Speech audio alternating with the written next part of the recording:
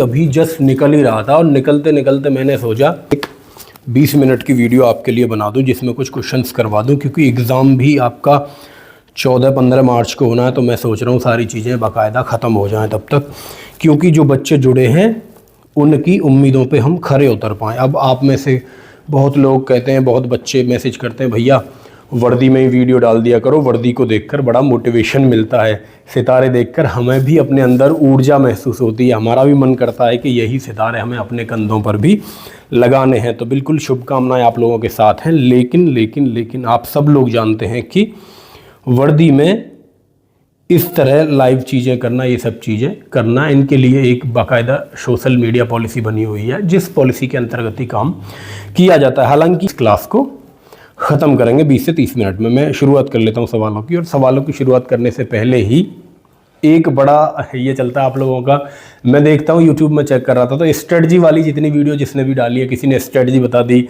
है ना, किसी ने किताबें बता दी, किसी ने कोई, मतलब जो बकवास वाली चीज़ें हैं, मोटिवेशन वाली चीज़ें हैं, इन सब चीज़ों को तो आप बहुत गौर से देखते हो। उन वीडियोस पे तमाम लाखों लाखों में व्यू चले जाते हैं, वहीं जब काम की बात होती है तो व्यू घट जाते हैं, क्योंकि भैया दौर स्ट्रेटजी वाली वीडियो देखने का है आप लोगों का। उसी स्ट्रेटजी वाली वीडियो देखने के दौर में हम आपसे काम की बात करने की कोशिश कर रहा हूं, क्योंकि दुष्यंत कुमार साहब की लाइन है कि सिर्फ हंगामा खड़ा करना मेरा मकसद नहीं, सारी कोशिश है कि ये सूरत बदलनी चाहिए।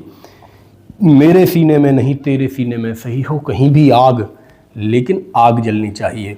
और हो गई है पीर पर्वत सी पिघलनी चाहिए, इस हिमालय से कोई गंगा निकलनी चाहिए। तो ये हिमालय जैसे जो सवाल हैं, इन्हीं से गंगा निकालेंगे, तरीके निकालेंगे, बहुत अच्छी अप्रोच निकालेंगे और सवालों को बहुत आसानी से बड़े आराम से ध्वस्त करेंगे।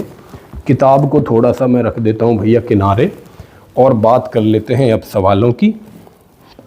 मैं आपको ठीक ठाक दिख रहा हूँ ऐसा मैं मान लेता हूँ। मेरे सामने मेरा ये पूरा कार्यक्रम, ये जो रखा हुआ है, इससे मैं शुरुआत कर रहा हूँ।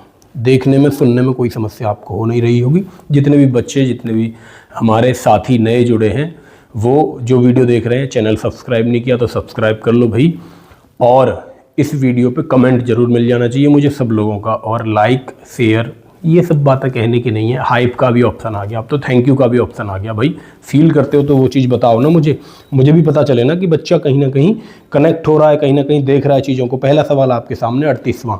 इससे पहले वाली वीडियोज़ में हमने पूरा चैप्टर करा है। हमने इस सीरीज में हम बात कर रहे हैं प्रीवियस ईयर जितने भी क्वेश्चंस हैं उनकी मैं बात कर रहा हूँ। प्रीवियस ईयर चैप्टर वाइज में सीधे किताब से आपको करवाता हूँ, आप सब जानते हैं। और जो एक बात मैं आपको कहना चाह रहा हूँ, कुछ बच्चों को लग रहा है कि क्या प्रीवियस ईयर से काम चल जाएगा। केवल प्रीवियस ईयर क्वेश्चंस करने से काम नहीं चलेगा, क्योंकि मेरे भाई आपने देखा होगा प्रीवियस ईयर क्वेश्चंस, यदि आपने किताब देखी है, क्वेश्चंस देखी है, तो आपने ये देखा होगा कि सिलेबस में यदि एक टाइप के, अभी हमने पिछला जो चैप्टर करा अनुपात समानुपात, उसमें 10 से 12 प्रकार के, 10 से 12 टाइप के क्वेश्चंस हैं, लेकिन हमने देखा प्रीवियस ईयर में केवल 5 से 6 तरह के क्वेश्चन पूछे गए हैं।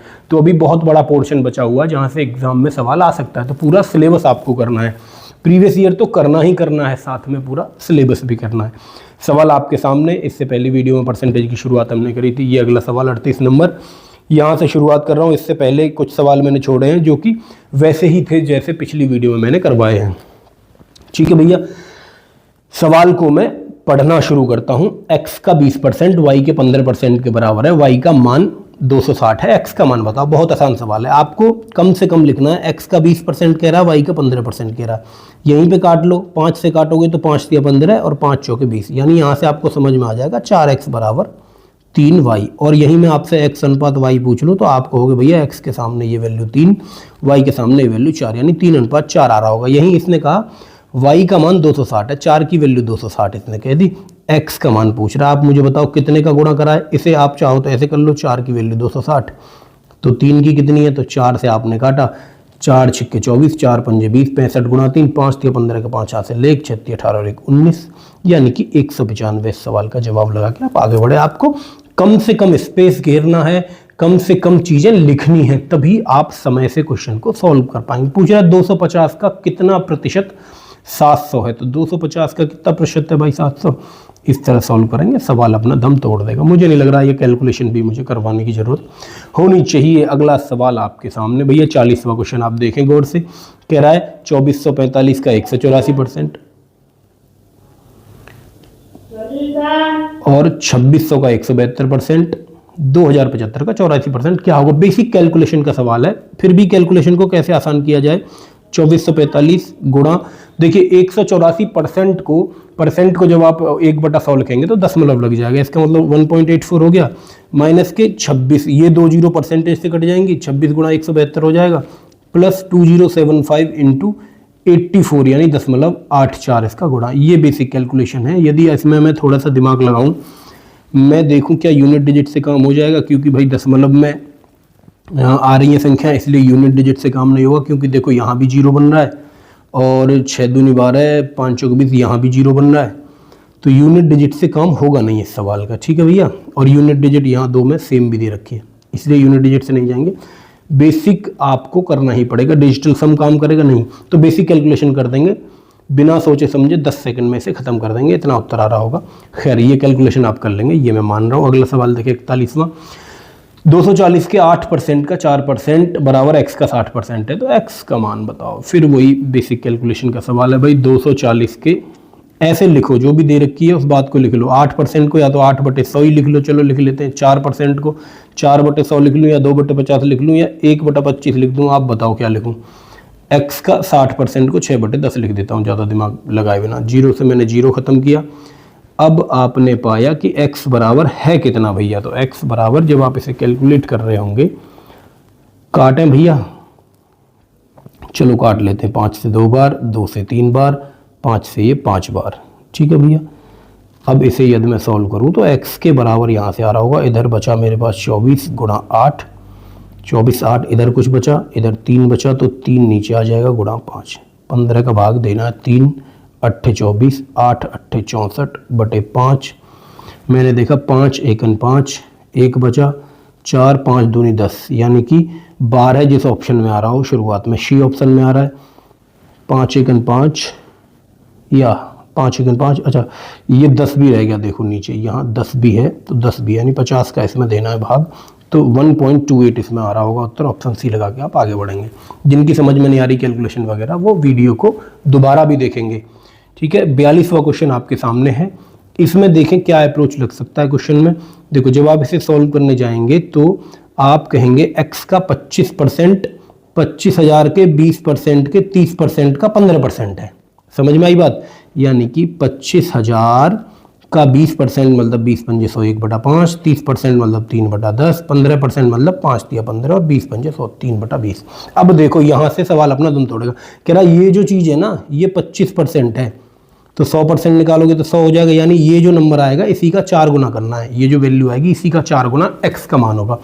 अब एक बात आपकी समझ में आ रही होगी, जैसे ही आपने ये दो नंबर देखे होंगे, यहाँ 3 है, यहाँ 3 है, यानी 9 है, तो कैलकुलेशन चाहे तो कैलकुलेशन कर लें, नहीं तो सिंपल देख लें कौन से ऑप्शन में 9 का भाग जा रहा है। इसमें 9 का भाग नहीं जाता, इसमें नहीं जाता, बी और डी में नहीं जाता, इसमें भी 9 का भाग नहीं जाता, केवल ए में 9 का भाग जाता है। तो इस तरह भी हम क्वेश्चन को सॉल्व करेंगे, 9 की डिविजिबिलिटी का सहारा लेके झट से क्वेश्चन को खत्म कर देंगे। अब जो बच्चा थोड़ा एडवांस है, जिसने डिविजिबिलिटी रूल वगैरह पढ़े हैं, वो थोड़ा सा दिमाग भी अपना खुला रखता, तो इस सवाल में जैसे ही वो देखता कि मुझे नंबर का 30% निकालना है यानी 3/10 निकालना है, 15% निकालना है यानी 3/20 निकालना है, वहीं इसकी समझ में आ जाता कि अंश में 9 का गुणा हुआ है। जैसे ही अंश में 9 का गुणा देखता, वो सबसे पहले देखता कौन से ऑप्शन में 9 का भाग जा रहा है, 1 में जा रहा है। यदि 1 से ज़्यादा में जा रहा होता तब मैं क्वेश्चन को सॉल्व करने की तरफ मूव करता, क्योंकि दशमलव में भी कोई ऑप्शन नहीं है, इसलिए भी खतरा यहाँ कम था गलत होने का।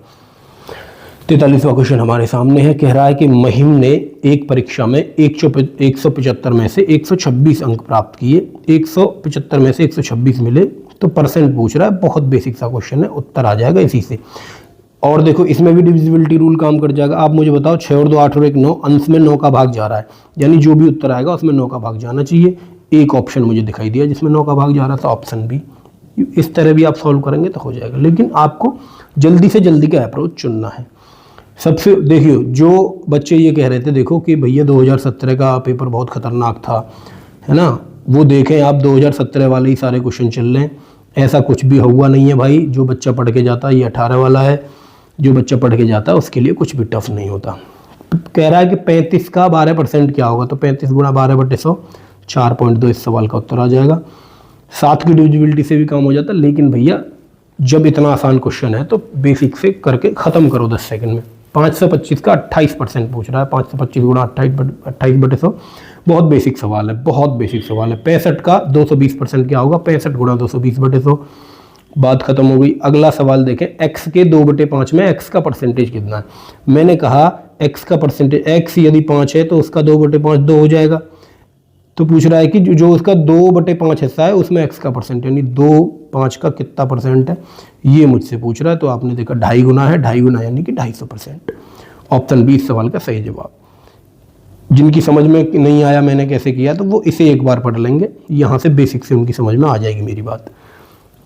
48 क्वेश्चन आपके सामने कह रहा है कि 40% 200 है एक संख्या का, तो उसी संख्या का 48% क्या होगा। सिंपल है, 40 की वैल्यू 200 दे रखी है, 48 की पूछ रहा है। 4 पंजे 20, 8 पंज 40, 48 गुणा 5 करना है यानी कि 240 इसका जवाब आपके सामने। खैर ये सब चीज़ें आपकी समझ में आ रही होंगी और बहुत ज़्यादा टफ इसमें क्वेश्चन। ये 40 का x%, 160 का 40%, बिल्कुल बेसिक कैलकुलेशन का सवाल है, आप इसे सॉल्व कर लेंगे। अगला क्वेश्चन 928 का 35.6% मुझसे पूछ रहा है, तो ये भी बेसिक क्वेश्चन है, बिल्कुल कोई दिक्कत नहीं है इसमें भी, पर दशमलव से डरना नहीं है, क्वेश्चन को आपको सॉल्व करना है। देखिए एक स्टेप का क्वेश्चन पूछा गया है, रैंकर परीक्षा के ये क्वेश्चन है। रैंकर यानी कि जो पहले हुआ करती थी, अब रैंकर परीक्षा पिछले कुछ सालों से बंद है। रैंकर मतलब विभाग के जो लोग हैं उनके लिए परीक्षा होती है, जैसे जितने भी सिपाही, कांस्टेबल, हेड विभाग में पहले से कार्यरत हैं उनके लिए एक परीक्षा कराई जाती है और उसमें मेरिट के आधार पर उन्हें सब इंस्पेक्टर या जिस भी पद के लिए वो विभाग की परीक्षा होती है उसके लिए उन्हें प्रमोट कर दिया जाता है। तो जो पुराने 2009 और ये रैंकर परीक्षा वाले जो क्वेश्चन हैं, ये बड़े आसान क्वेश्चन यहाँ आते हैं, क्योंकि ऐसा माना जाता है आदमी किताब से दूर हो जाता है काम की वजह से, इसलिए थोड़े से आसान क्वेश्चन उनसे पूछे जाते हैं। 51 क्वेश्चन आप देखें भाई, 360 का 30%, 280 बिल्कुल कैलकुलेशन का, बेसिक कैलकुलेशन का क्वेश्चन है, कर लेंगे। 52वां क्वेश्चन 40 के वर्ग के 40% का 1/4, 40 का वर्ग में कहूँ तो 40 गुणा 40, इसका 40% यानी 40/100, इसी का 1/4 पूछ रहा है। भाई कुछ भी नहीं था सवाल में, कराना मुझे चाहिए नहीं था। 2 0 100 2 0, 4 चौक 16, 160 इस सवाल का जवाब लगा के ऐसे भी आप आगे बढ़ जाएंगे। अगला सवाल देखें 63वां, ऐसा सवाल हमने कल भी एक किया था। मैंने कहा था आपको समय की यूनिट बदलना आना चाहिए, घंटे से सेकंड में, सेकंड से मिनट में, मिनट से घंटे में, ये सारी चीज़ें कैलकुलेशन आनी चाहिए। आपको वजन की जो यूनिट है किलोग्राम से ग्राम में, और आपको दूरी की जो यूनिट्स हैं उन्हें चेंज करना आना चाहिए। इस तरह का सवाल हमेशा बनता रहा है, हर एक साल किसी न किसी एग्जाम में इस तरह का सवाल पूछा जाता रहा है। 8 मिनट 6 सेकंड के जैसे ही आप सेकंड बनाएंगे तो आप कहेंगे 8 × 48, 480 और 486 सेकंड ये हो गए। 1 घंटे का कितना परसेंट है, 1 घंटे में 60 गुणा 60 सेकंड हो गए, इसी का परसेंट पूछ रहा है। या तो आप सेकंड बना के कर लो या सबका घंटा बना के कर लो, इस तरह आपको क्वेश्चन करना है। बेसिक ये भी कैलकुलेशन का ही सवाल है, ठीक है। अगला 54वां क्वेश्चन देखेंगे, दो संख्याओं के बीच का अंतर बड़ी संख्या का 60% है। देखो 60% फ्रैक्शन मेथड से समझाता हूँ। 60% का मतलब क्या होता है, आप कहोगे भैया 60/100 होता है, फिर मैं कहूँगा भाई थोड़ा और छोटा नंबर बताओ, तो आप 20 से काटोगे, 20 या 60 और 20 पंजे 100, यानी आप कहोगे 3/5 होता है। मैं कहूँ कि ये जो संख्या कह रहा है वो 5 है, एक संख्या यदि 5 है तो उसका 60% 3 हो जाएगा। समझो दो संख्याओं के बीच का अंतर बड़ी संख्या का 60% है, ये बड़ी संख्या है, मैं इसे कहूँ ये बड़ी संख्या है, बड़ी लिख दिया तो 3 अंतर हो जाएगा। अब मैं पूछूँ छोटी संख्या क्या है, यदि 5 बड़ी है अंतर 3 है तो छोटी संख्या 8 तो होगी नहीं, क्योंकि बड़ी हो जाएगी भाई 8। छोटी संख्या छोटी होगी तो 5 में से 3 गए तो छोटी संख्या 2 होगी। अब कह रहा है अगर छोटी संख्या 10 है, 2 की वैल्यू यदि 10 के बराबर है, तो आपने देखा 5 गुना है, तो बड़ी संख्या पूछ रहा है, इसका 5 गुना कर देंगे तो बड़ी संख्या 25 आ रही होगी। इस तरह इस सवाल को आप सॉल्व कर लेंगे। बाकी ये जो बेसिक दे रखा है, इस तरह की अप्रोच बहुत ज़्यादा काम नहीं करती, समय बर्बाद आपका होता है। गुरु किसी प्रवेश परीक्षा में अर्हता प्राप्त करने के लिए यानी कि पास होने के लिए अधिकतम 600 में से 552 की आवश्यकता है। कट ऑफ पूछ रहा है, यानी 600 का 522 कितना परसेंट है, 6 का भाग देना है 522 में, उत्तर आपका आ जाएगा। बेसिक सा सवाल। 56वां क्वेश्चन आपके सामने भैया, ऋषि ने 75 में से 66 अंक प्राप्त किए। भैया 75 में से 66 का परसेंट पूछ रहा है, ये बात है, कुछ भी नहीं है इस सवाल में भी, करवाने की जरूरत मुझे नहीं लगती। 57वां क्वेश्चन आपके सामने, एक टोकरी में रखे आमों में से 20% खराब हो गए। ठीक है भैया, इस टोकरी में खराब आमों की संख्या 35 है, यानी 20% जो खराब हुए हैं, 20 की वैल्यू 35 है, तो कुलाम पूछ रहा है, 100 पूछ रहा है, 20 पंजे 100, 35 गुणा 5 इस सवाल का उत्तर हो जाएगा। देखो 35 गुणा 5, सीधा कुछ भी लिखना ही नहीं था इस सवाल में, डायरेक्ट कर देते इस सवाल को। 58वां क्वेश्चन देखें भाई, हमारे सामने है।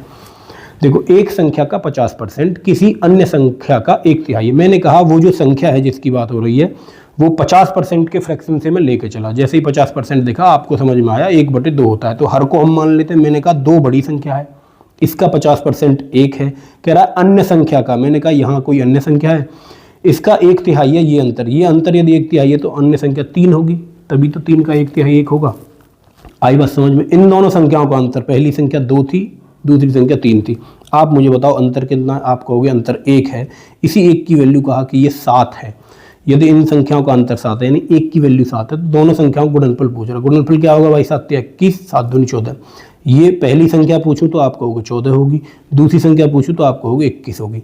हमेशा गुणनफल जहां पूछता है वहीं बच्चे गलती करते हैं। जब आप इसे गुणा करोगे 4 × 1 = 4, आपने ऑप्शन देखे, एक ही ऑप्शन के अंत में 4 दिखाई दिया। इस तरह 5 सेकंड मैंने बचा लिए। खैर, इसमें गलती क्या करता है बच्चा? जब भी रेशो का गुणनफल पूछा जाता है 3 दूनी 6 गुणा 7 भी कर देंगे कुछ बच्चे। ये गलती आपको नहीं करनी, क्योंकि गुणनफल पूछ रहा है। आप जानते हैं रेशो में जब भी गुणनफल की बात होगी, रेशो चैप्टर में मैंने बेसिक में आपको बताया था, जब भी गुणनफल की बात होगी आप सजग रहेंगे। देखो कितना बड़ा इसका सॉल्यूशन किताब में दे रखा है, इन सब पे नहीं जाना, ऐसे आपको करना है। 14 × 21, और यहाँ भी यूनिट डिजिट 4 × 4 यूनिट डिजिट करके आगे बढ़ेंगे, क्योंकि एक ही ऑप्शन में 4 दे रखा था। 59वां क्वेश्चन आप देखें भाई। देखो ऐसा सवाल, इसे केवल पढ़ने में समय लगता है, करने में इन सवालों को समय नहीं लगता। कैसे? आप देखो, एक इमारत में 2 BHK bedroom hall kitchen 3 BHK flat है। 2 BHK फ्लैट है एक इमारत में, और 3 BHK फ्लैट है। आप समझे, एक फ्लैट जब बनता है इमारत में, कुछ फ्लैट तो बनते हैं 2 BHK, यानी 2 उनमें रूम होते हैं। इस तरह समझो 3 BHK जिसमें 3 कमरे, इस तरह के फ्लोर या फ्लैट्स बने हुए हैं। कह रहा है कुल 160 फ्लैट हैं। अगर इस इमारत में 45% 3 BHK हैं, ऐसे लिख लो चाहो तो समझने के लिए। 3 BHK और 2 BHK मैंने डिवाइड करे। ये कह रहा है 45% जो हैं वो 3 BHK हैं। तो मैं आपसे पूछूं भैया 2 BHK कितने होंगे, तो आप कहेंगे बचे हुए 100 में से 45 गया तो 55% 2 BHK होंगे। तो कह रहा है 2 BHK फ्लैटों की संख्या बताइए। जैसे ही आपने 55% देखा, आपकी समझ में आ जाना चाहिए कि उत्तर में 11 का भाग चला गया। एक ऑप्शन है जिसमें केवल 11 का भाग जा रहा है, सॉल्व भी नहीं करना, ऐसे उत्तर लगा देंगे। जिस बच्चे की समझ में नहीं आया वो ऐसे करेगा। देखो 45% फ्लैट 3 BHK हैं, तो 2 BHK सेकों की संख्या बताओ। देखो 100 की वैल्यू दे रखी है 160, पूछ कितने की रहा है? 55 की पूछ रहा है। यही तो है, क्या है? यही है भाई, कुल दे रखे हैं 160, यानी 100 की वैल्यू 160। इसे आप सॉल्व कर लेंगे, 5 से काटेंगे 11 बार, 5 से काटेंगे 2 बार, ये 8 बार, 11 × 8 = 88, ऐसे भी कर लेंगे। लेकिन आपको अप्रोच लेनी है, आपको जल्दी से छांटना, जैसे मैंने छांट के दिखाया आपको लाइव। 60वां क्वेश्चन देखें भाई। एक संख्या का 70%, दूसरी संख्या के 30% का योग 360 है। ये कमाल का क्वेश्चन। एक संख्या का 70%, दूसरी संख्या के 30% का योग 360 है। यदि इन दोनों संख्याओं के योग का 20% 160 है, तो दूसरी संख्या का 2/5 हिस्सा पूछ रहा है। देखो चाहो तो ऑप्शन से भी इस सवाल को कर सकते हैं, लेकिन ऑप्शन चेक करते करते शाम हो जाएगी। ऐसे सवालों में जहां आपको समझ में आ रहा है कि इक्वेशन बना दी इसने, 2 इक्वेशंस बना दी, तो ऐसे सवाल को झट से कैसे करना ये समझो। देखो यहाँ मैं करवाता हूँ। एक संख्या का 70%, 70% को 7/10 लिख दूं। मैंने कहा संख्या x है पहली, ठीक है भैया। दूसरी संख्या का 30%, और इन्हें जोड़ना है, मैंने जोड़ा। और दूसरी संख्या मैंने y कहा, y का 30%, 30% को 3/10 लिख दूं, y हो गया। कह रहा है बराबर 360 के है। मैंने कहा ठीक है भैया, ये 360 हो गया। अब इसे समझे, यदि मुझे नीचे से 10 हटाना हो, इस 10 को आप हटाओ और यहाँ 3600 हो जाएगा। यानी मैं आपसे कहूँ पहली इक्वेशन क्या होगी, तो 7x + 3y/3600। यहाँ से ये बात समझ में आ गई, बराबर 3600। एक इक्वेशन बन गई। दूसरी क्या कह रहा है? इन दोनों संख्याओं के योग का 20%, 20% क्या होता है? 1/5। इन दोनों संख्याओं के योग का 20% यदि 160 है, तो कंप्लीट मैं कहूँ योग कितना होगा? योग का 20% 160 है, तो 5 गुना हो जाएगा, नहीं 16 × 5 = 80, यानी 800 हो जाएगा टोटल इनका योग। ये 2 इक्वेशन आपके सामने बन गई। अब आपको यहीं क्या करना है, आप जानते हैं 7 से गुणा कर लेंगे पूरी इक्वेशन में। यहाँ 7 से गुणा हो जाएगा, तो जब घटाएंगे माइनस माइनस माइनस हो जाएगा, 7x से 7x कट जाएगा। दूसरी संख्या पूछ रहा है, पहली संख्या पूछता तो मैं y को बराबर करके काट देता, क्योंकि y ही पूछ रहा तो मैंने x को काट दिया, मैं केवल y निकालूंगा। आप मुझे बताओ, ये -4y, आप ये भी जानते हैं कि ये भी माइनस का बड़ा है, तो माइनस कट भी जाएगा। खैर 8 × 7 = 5600 है ये, ठीक है, 5600 में से आपने 3600 घटाया तो 0 0 0 और 2 बचा, ये माइनस माइनस से माइनस खत्म होगा, y बराबर ये आ गया 500। यदि y 500 के बराबर है तो आपको झट से 500 नहीं लगा देना उत्तर में, जैसे 500 लगा दो और गलत कर लो। क्या पूछ रहा है, दूसरी संख्या का 2/5 पूछ रहा है, यानी दूसरी संख्या जो 500 आई है इसका 2/5 निकालना है भैया। 5 से काटा 100 बार, 100 दूनी 200, इस सवाल का सही जवाब लगाया डी। जल्दबाजी में 500 लगा के आगे भागते हैं बच्चे, फिर कहते हैं मुझे सब आता था और मेरा सिलेक्शन नहीं हुआ। कारण जल्दबाजी, कारण सवाल को पूरा ना पढ़ना, कारण सवाल को जल्दबाजी में कुछ और समझ लेना। तो ये रीडिंग की हैबिट जब डालोगे ना, सेल्फ स्टडी करोगे, किताब से पढ़ोगे, जब आपकी रीडिंग इतनी शानदार हो जाएगी कि आप सही तरह सवाल को पढ़ोगे, सही तरह समझोगे। नहीं तो पढ़ने और समझने में ही गड़बड़ हो जाती है, क्योंकि एग्ज़ाम हॉल में प्रेशर इतना है मेरे भाई कि सही पढ़ भी नहीं पाता आदमी उस प्रेशर में। इसीलिए मैं हमेशा कहता हूँ आपसे कि जब भी आप प्रैक्टिस करें कंपटीशन की, आप और हम कंपटीशन की, जो बच्चे तैयारी कर रहे हैं उन सबको ये बात ध्यान में रखनी है कि प्रैक्टिस जब आपको करनी है वो भी डिस्टर्बेंस में करनी है। जो बंद कमरे में हम लोग पढ़ते हैं वो नुकसान दे जाता है, क्योंकि बंद कमरे में अकेले बैठ के हम एग्ज़ाम नहीं देंगे, वहाँ डिस्टर्बेंस होगा। 200 बच्चे होंगे, 400 बच्चे होंगे, 10-20 इन्विजिलेटर होंगे, वो बीच बीच में एडमिट कार्ड भी चेक करता है, कभी कॉपी भी चेक करेगा। तो ये साले सभी डिस्टर्बेंस होंगे सभी प्रकार के। तो इन सब डिस्टर्बेंस से कैसे मैनेज करोगे, जब आप शुरुआत से ही इस डिस्टर्बेंस की प्रैक्टिस लेके चलोगे। करते क्या है हम लोग, घर वालों ने आवाज़ दे दी पढ़ने के बीच में, पापा ने बुला लिया, बड़े भाई ने बुला लिया, मम्मी ने आवाज़ दे दी, तो गुस्सा होकर किताब विताब बंद करके रख देते हैं, कहते हैं हो गई पढ़ाई, आप लोग डिस्टर्ब ही करते रहते हो। तो वही यदि ऐसी आदत तुम्हें है तो एग्ज़ाम हॉल में जैसे ही वो एडमिट कार्ड चेक करने आएंगे आपका दिमाग ख़राब हो जाएगा, और दिमाग ख़राब हुआ तो दुनिया की कोई ताकत आपका सिलेक्शन नहीं करवा सकती, चाहे आपको कितनी भी चीज़ें आती रही हो। तो प्रैक्टिस करेंगे डिस्टर्बेंस में अपना काम करने की, डिस्टर्बेंस में पढ़ने की प्रैक्टिस करेंगे, ये काम आएगी, यही आपके स्ट्रेस को मैनेज करवाएगी, यही एग्ज़ाम हॉल में बैठे हुए स्ट्रेस में आपसे सही अप्रोच लगवाएगी, सही तरीके लगवाएगी। 61वां क्वेश्चन आपके सामने, यदि एक संख्या के 60% को 120 में जोड़ा जाता है तो संख्या स्वयं बन जाती है, संख्या बताइए। मैंने कहा 60% क्या होता है, 60% 60/100, आपने काटा 20 से, 20 या 60 और 20×5 100, 3/5 हो गया। मैंने कहा 5 यदि वो संख्या है तो आप मुझे बताओ 60% 3 हो गया उस संख्या का, सिंपल 60% 3 रहा होगा। कह रहा है कि 120 में जोड़ा जाता है तो परिणाम स्वयं संख्या हो जाती है। आप मुझे बताओ 5 के 60% में क्या जोड़ोगे, 3 में क्या जोड़ोगे, 5 हो जाए, आप कहोगे 2 जोड़ दो तो 5 हो जाएगा, यानी संख्या स्वयं हो जाएगी। इसी 2 की वैल्यू सवाल में 120 दे रखी है, यानी कि 60 गुना है। संख्या पूछ रहा है तो संख्या मैंने 5 मानी थी, 5 का 60 गुना करना 6×35, यानी कि 300। इस सवाल का जवाब ऑप्शन डी आ रहा होगा। क्या था इस सवाल में, केवल समझने भर की देर थी, केवल सही अप्रोच की देर थी, केवल फ्रैक्शन मेथड लगाने की देर थी। अगला सवाल आप देखें, यदि 75 का x% 9 है तो x का मान बताइए। सिंपल भाषा में इसने पूछ लिया कि जो 9 है वो 75 का कितना % है। जिन बच्चों की समझ में आ गया वो डायरेक्ट 2 सेकंड में सवाल कर देंगे, 10 सेकंड तो बहुत बड़ी बात होगी। आप मुझे बताओ 25 चौके 100, 25 तिया 75, 3 तिया 9, 3 तिया 9 और 3 चौके 12। उत्तर लगा के आगे बढ़ गए। अभी बच्चे की समझ में ही नहीं आया कि क्या हो गया, है ना। वो क्या करता है, वो ऐसे करेगा 75 का, कैसे करेगा भाई, ऐसे करेगा 75 का x% बराबर 9, ऐसे करेगा। मैं कह रहा हूँ ऐसे भी कर ले भाई, लेकिन इसमें 5 सेकंड खत्म हो गए, 5 सेकंड ज़्यादा लगा दिए, 5 सेकंड पीछे रह गया। तो 25 तिया 75, 25 चौके 100 और 3 तिया 9 और 4 तिया 12, x बराबर 12 यहाँ से भी आ जाएगा। लेकिन जल्दी से जल्दी आपको सोचना नहीं है, कलम चलानी है। यदि आप कलम भी चला के कर रहे हो तो कलम चला देनी है। आपको प्रैक्टिस इतनी होनी चाहिए कि आपकी कलम सही ही चलेगी, ऐसा मान के चलेंगे। तो ये यहाँ तक मुझे लग रहा है 20 मिनट हो गए पूरे, मेरा चलने का भी समय हो गया। मैं कोशिश करता हूँ कि भाई चीज़ें आपको जल्दी से जल्दी कम से कम समय में सिखा पाऊँ। मुझे लगता है कि ये आपकी समझ में आई होंगी चीज़ें। जो बच्चे नए जुड़े हैं चैनल को सब्सक्राइब करके रखो भाई, बहुत काम की चीज़ें आने वाली हैं। बहुत जीके के डोज में आपको देने वाला हूँ। यहाँ मूल विधि हमने करवा दी है, मूल विधि पढ़ लो सभी लोग वहाँ से, और ये अप्रोचेस सीखते रहो। बेसिक जिन्हें सीखना है, बेसिक के लिए भी प्लेलिस्ट है। आप क्या करते हो, जब भी यूट्यूब पे कोई चैनल देखो तो उसकी प्लेलिस्ट देखा करो। आप हमारे चैनल में जाओगे, प्लेलिस्ट में जाओगे तो बहुत शानदार शानदार मैंने प्लेलिस्ट में बाकायदा सजा रखा है पूरे कोर्स को। जिस तरह पेड कोर्स में होता है उस तरह मैंने प्लेलिस्ट बनाई है और उसमें शुरू करी हैं चीज़ें। कंप्लीट मैथ प्लेलिस्ट में जाओगे तो 18 नंबर से शुरुआत है वीडियोज़ की, क्योंकि जो पुरानी वीडियोज़ हैं वो 10 साल पुरानी है लगभग, तो उनमें उतना मज़ा नहीं है। डिजिटल चीज़ें नहीं तो समझ में चीज़ें कम आएंगी उसमें। लेकिन जो वीडियो बाद में बनाई मैंने 2-3 साल पहले, वो जस्ट ऐसे ही बना दी। उनका बहुत ज़्यादा आप जानते हैं कि कोई बड़ी कंपनी से तो जुड़े हुए हैं नहीं हम, जो प्रमोशन और ये सब करके हैक कर लें सिस्टम को।